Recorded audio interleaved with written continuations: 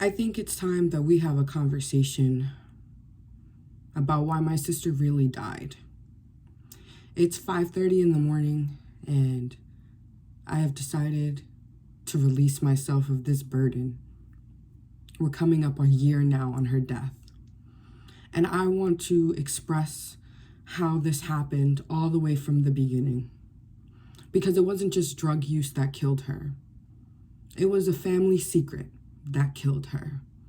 And I am tired of being the black sheep of my family and having to constantly defend myself against sick people who would rather hush everything under the rug instead of dealing with problems head on and calling monsters out for who they are. So I hold nothing back. All of this is public information. In 2006, our family, meaning my mom and my siblings and I, with a couple of our other family members, went to Puerto Rico. And we went on a trip and we stayed in this beautiful condominium. And one of my cousins came with us. His name is Joshua Loyola. And he was found by my sister molesting my brother at 2 years old. My brother was 2 years old in a closet in that condo, about to rape him. Josh would have been 16 at that time, and my brother was 2 years old. When my sister walked in and found out what was happening in the closet, because we couldn't find Joseph anywhere,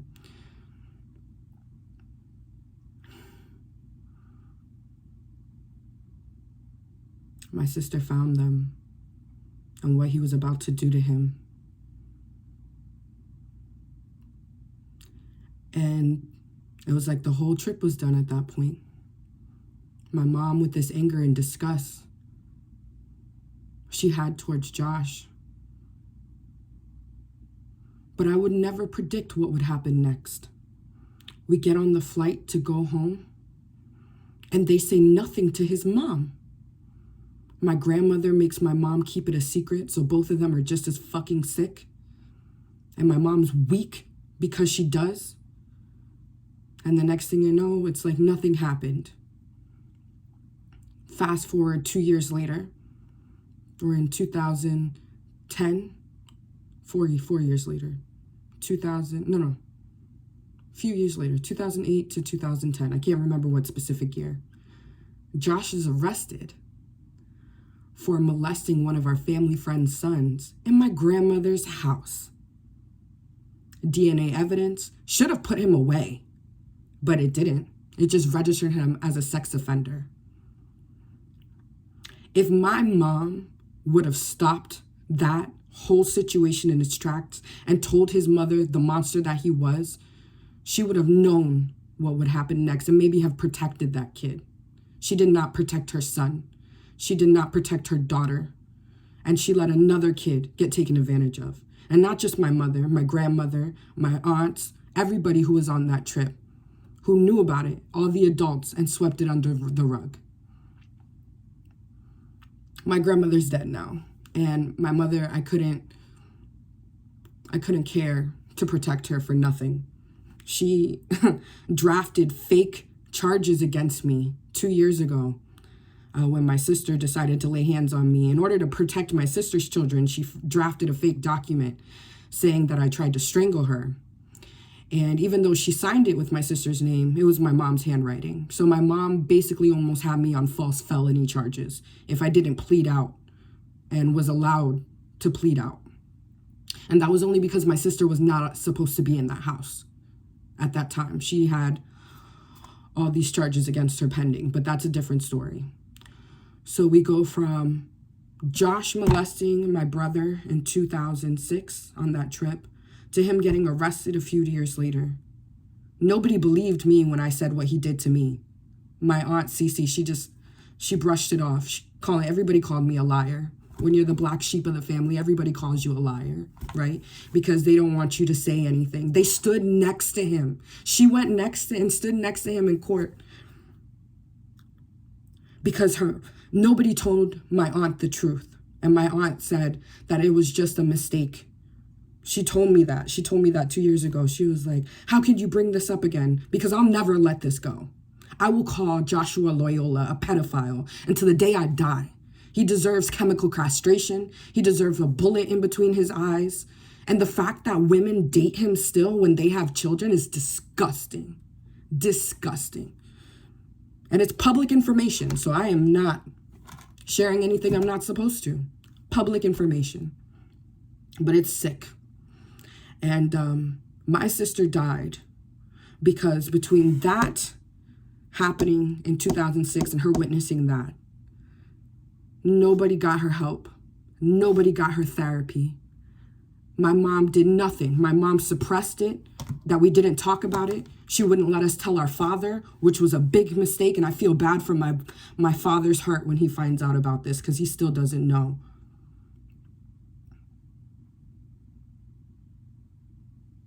My father deserved to know and do something to protect his son, since his mother wasn't willing to protect her son. So my sister, she witnessed this happen. All of this was suppressed. Of course, she acted out in school. She had pent up anger and rage for a mother who didn't protect her, who didn't do anything. She would get beat up for fighting. She would get kicked out of school. Now I reflect back at it all, at her year anniversary of her death, and I see it. It's like it's like a timeline that happened right in front of me. It's like a train. Like I just see it. I now see all of it at the same time, and it. As a mother, I hate my family. I never felt like they protected me or stood up for me. I always leaned on my father. He was the only one who ever did. My mother let so much happen. And then she let Josh come around my brother as he was growing up, like it didn't happen. And she never wanted my brother to know, but I told him and his girlfriend. And now he'll know the whole story. And you know what pisses me off about you, Joe? Is you sit there and you defend her and you have no idea what I've done in the name of you. What your sister used to fight mom about all the time. Savannah would fight mom all day, every day about what he did to you and what she allowed. And it pissed mom off because she had to deal with her own guilt. Every time she looked at us, she had to deal with her own guilt. That's why she gave you so much, because she felt so guilty. That's why still to this day she takes care of you, because she feels so guilty. That's guilt. That's not because you're the chosen one. And it's not that because you're so great at music, because you're not. You're average at best. It's because of guilt. I am set free of all of this. I realized the other day when I went off on all of you that none of you will ever have my back. You will always defend the sick people in this family. You will always defend my narcissistic mother because you benefit all financially from her. If you don't rob Peter to pay Paul, I know either from stories that she has said directly out of her mouth or what I've witnessed that you all financially benefit from her. So of course, that's how a narcissist keeps you roamed in. But I don't. I cut myself off many years ago and I've been taking care of myself and my own family. So I feel no obligation to care about anything. But my sister's anniversary of her death is this year.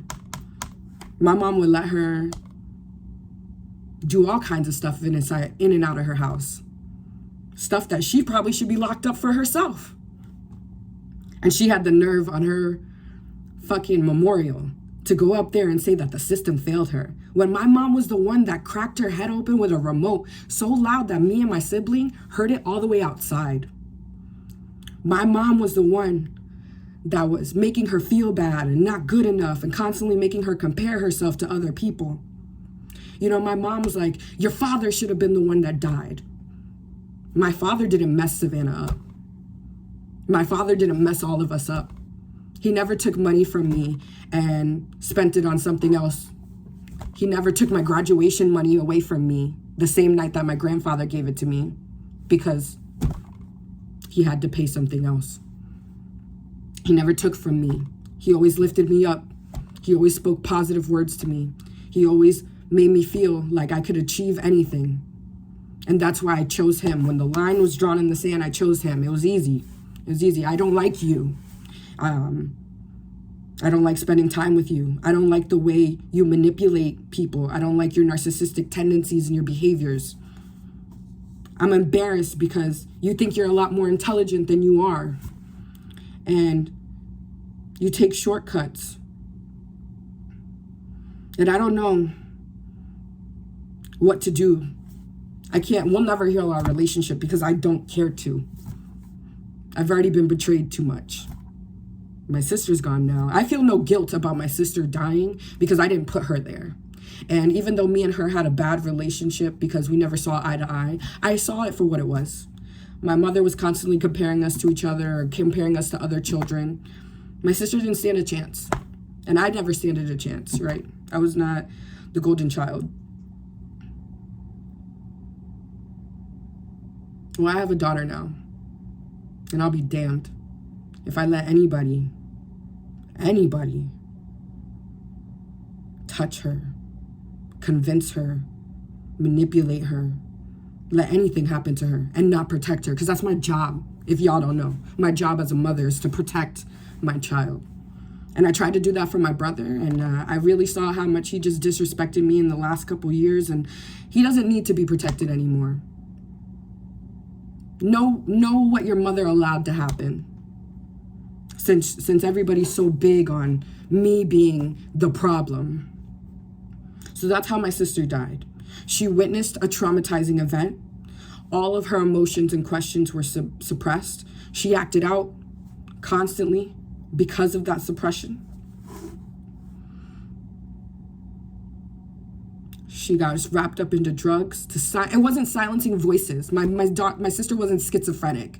My family would like to paint that picture because it's better than saying, oh, my sister was a druggie because nobody took care of her. My sister was a druggie because she had to silence out everything that you put her through. That everybody that did not believe her or pushed it. And I'm not her mom, so I didn't have control of anything. And I'm not the black sheep. I'm just the one that was tired of it all.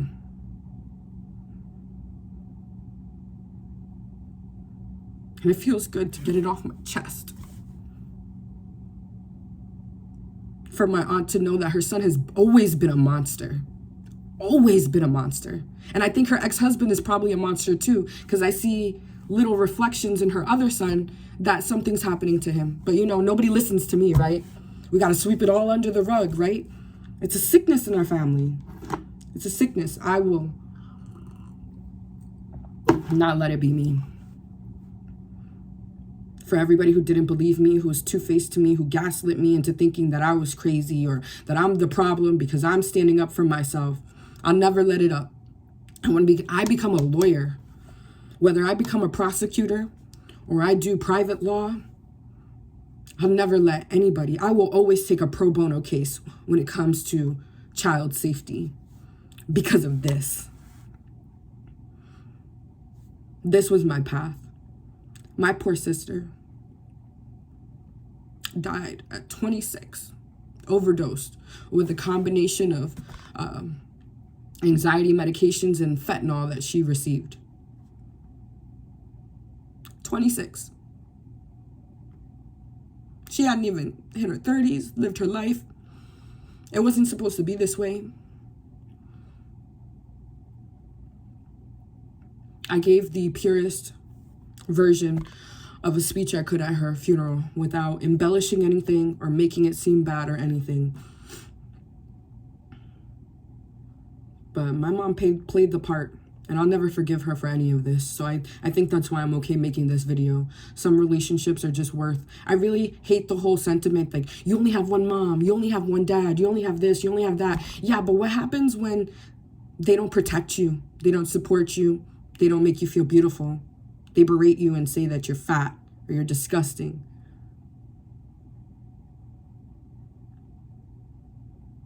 Or they're two-faced with you so they can get money from you, which I have all receipts for.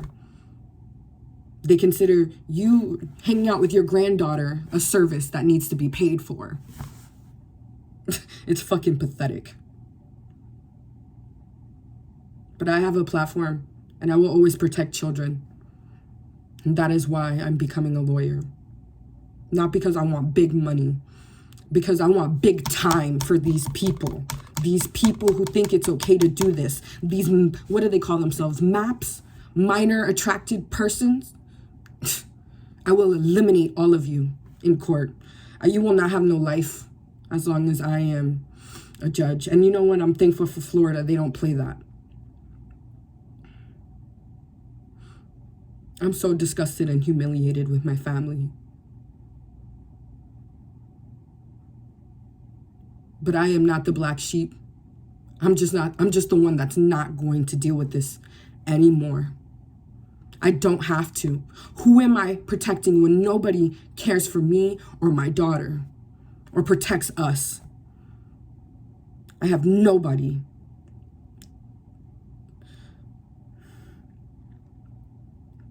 I am it. And I don't care what problems. And if you have a problem because you were in this video, you know what side of the war you were on. You know what role you played, who you showed up for and who you supported and who you didn't. And that is how my sister died.